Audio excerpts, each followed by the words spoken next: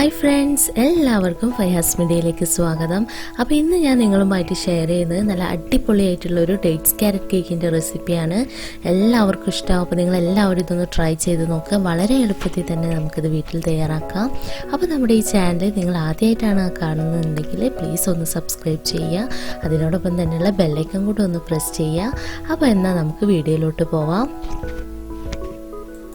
അപ്പോൾ നമുക്ക് ഈ കേക്ക് ഉണ്ടാക്കിയെടുക്കാൻ വേണ്ടിയിട്ട് ആദ്യം നമുക്ക് ഈ ഷുഗർ ഒന്ന് കാരമലൈസ് ചെയ്തെടുക്കണം. അപ്പോൾ അതിന് വേണ്ടിയിട്ട് ഞാനിവിടെ ഒരു 1/4 കപ്പ് ഷുഗറാണ് എടുത്തിട്ടുള്ളത്. അത് നമുക്കൊരു പാത്രത്തിലേക്ക് ഇടാം. പിന്നെ നമ്മൾ ഈ കാരമലൈസ് ഒക്കെ ചെയ്യാൻ വേണ്ടിയിട്ട് നമ്മൾ എടുക്കുമ്പോൾ നല്ല അടിക്കട്ടിയുള്ള പാത്രം വേണം എടുക്കാൻ വേണ്ടിയിട്ട്. അതല്ലാന്നുണ്ടെങ്കിൽ പെട്ടെന്ന് തന്നെ ഈ കാരമൽ കരിഞ്ഞു പോവും. അപ്പോൾ കുറച്ച് അടിക്കട്ടിയുള്ള പാത്രം നോക്കിയെടുക്കുക. പഞ്ചസാര ഒക്കെ നന്നായിട്ട് മെൽറ്റായി വരുന്നുണ്ട്. നല്ലൊരു ബ്രൗൺ കളറായി കഴിഞ്ഞാൽ നമുക്കിതിലേക്ക് തിളച്ച വെള്ളം ചേർത്ത് കൊടുക്കാം.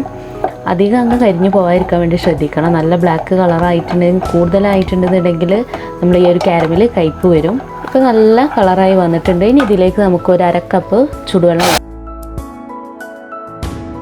ഒഴിക്കുമ്പോൾ നമ്മൾ പ്രത്യേകം ശ്രദ്ധിക്കണം. കുറച്ച് വിട്ട് നിന്നിട്ട് വേണം ഒഴിക്കാൻ വേണ്ടിയിട്ട്. അപ്പോൾ നമ്മുടെ കാരമൽ ഇവിടെ റെഡി ആയിട്ടുണ്ട്. കണ്ടോ, നല്ല പെർഫെക്റ്റ് ആയിട്ടുള്ളൊരു കളറിൽ കിട്ടിയിട്ടുണ്ട്. ഇനി നമുക്കിതൊരു സൈഡിലേക്ക് മാറ്റി വെക്കാം. അപ്പോൾ ഇനി നമുക്ക് ഇതിലേക്ക് ഈ കേക്കിലേക്ക് വേണ്ടിയിട്ടുള്ള ഡ്രൈ ഇൻഗ്രീഡിയൻസ് ഒക്കെ ഒന്ന് അരിച്ചെടുക്കാം.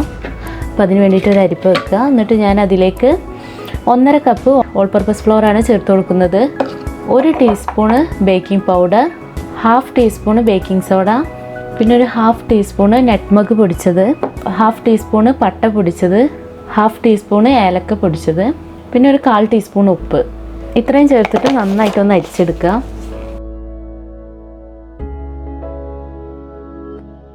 അപ്പോൾ നമ്മുടെ ഈ സ്പൈസസിലൊക്കെ എന്തെങ്കിലും തരികളൊക്കെ ഉണ്ടെന്നുണ്ടെങ്കിലൊക്കെ അത് പോകാൻ നല്ലതാണ്. കണ്ടോ, ഇത് നമുക്ക് ഒഴിവാക്കാം.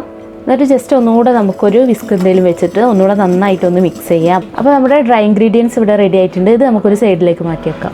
ഇനി നമുക്ക് ഇതിലേക്ക് വേണ്ട ഡ്രൈ ഫ്രൂട്ട്സ് ഒക്കെ ഒന്ന് മിക്സ് ചെയ്ത് വെക്കാം. അപ്പോൾ ഞാൻ ഇതിലേക്ക് ഇവിടെ ഏകദേശം 1 കപ്പ് ക്യാരറ്റ് ഗ്രേറ്റ് ചെയ്തെടുത്തത് ചേർക്കുന്നുണ്ട്. പിന്നെ അതുപോലെ തന്നെ ഒരു 6-7 ഡേറ്റ്സ് ചെറുതായിട്ട് ചോപ്പ് ചെയ്തെടുത്തതും കൂടെ ചേർക്കുന്നുണ്ട്.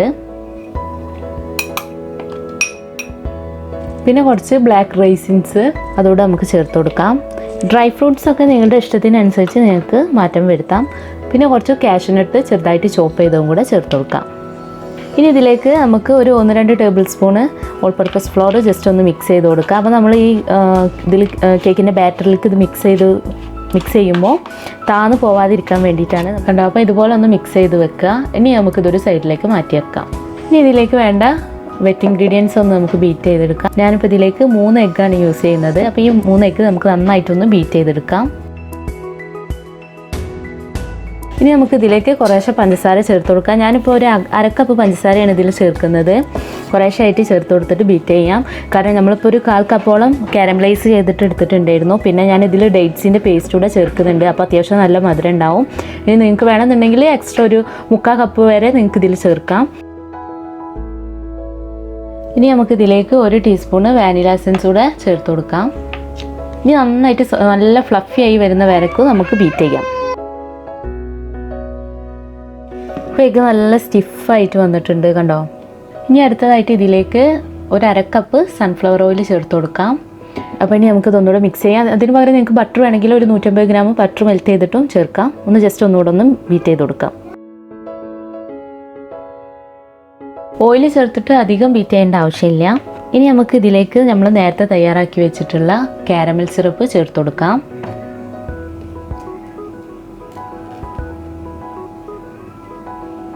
ഒന്നുകൂടെ ജസ്റ്റ് മിക്സ് ചെയ്തെടുക്കാം. അപ്പോൾ നമ്മുടെ മിക്സിംഗ് ഒക്കെ കഴിഞ്ഞിട്ടുണ്ട്. ഇത് നമുക്കിനി ഡ്രൈ ഇൻഗ്രീഡിയൻസിലേക്ക് നമുക്ക് മിക്സ് ചെയ്യാം. ഇതിപ്പോൾ നമ്മൾ നേരത്തെ ഇവിടെ മിക്സ് ചെയ്ത് വെച്ചിട്ടുള്ള ഡ്രൈ ഇൻഗ്രീഡിയൻസ് ആണ്. അതിലേക്ക് നമുക്ക് കുറേശ്ശായിട്ട് നമ്മുടെ ഈ എഗ്ഗിൻ്റെ ബാറ്റർ ഒഴിച്ചിട്ട് മിക്സ് ചെയ്ത് കൊടുക്കാം. കുറേശ്ശെ ഒഴിച്ചിട്ട് വേണം നമ്മളിത് മിക്സ് ചെയ്യാൻ വേണ്ടിയിട്ട്.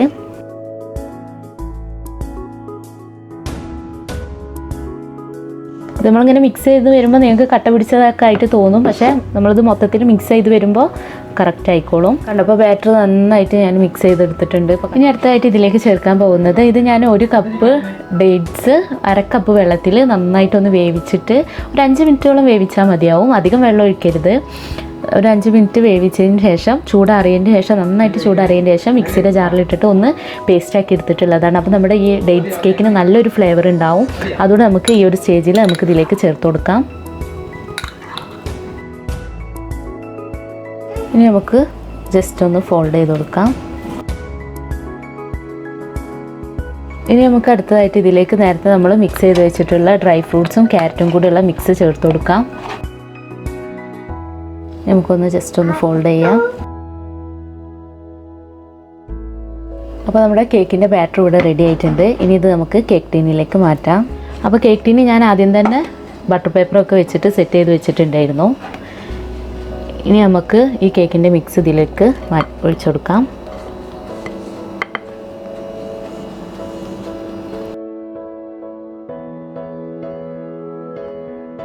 ഇനി നമുക്ക് ജസ്റ്റ് ഈ സ്പാച്ചുല വെച്ചിട്ട് തന്നെ ജസ്റ്റ് എല്ലായിടത്തും ഒന്ന് സ്പ്രെഡാക്കി കൊടുക്കാം. എന്നിട്ട് ജസ്റ്റ് ഒന്ന് ടാപ്പ് ചെയ്ത് കൊടുക്കാം. ഇപ്പോൾ എയർ ബബിൾസ് ഒക്കെ ഉണ്ടെങ്കിൽ പോകാൻ വേണ്ടിയിട്ട്.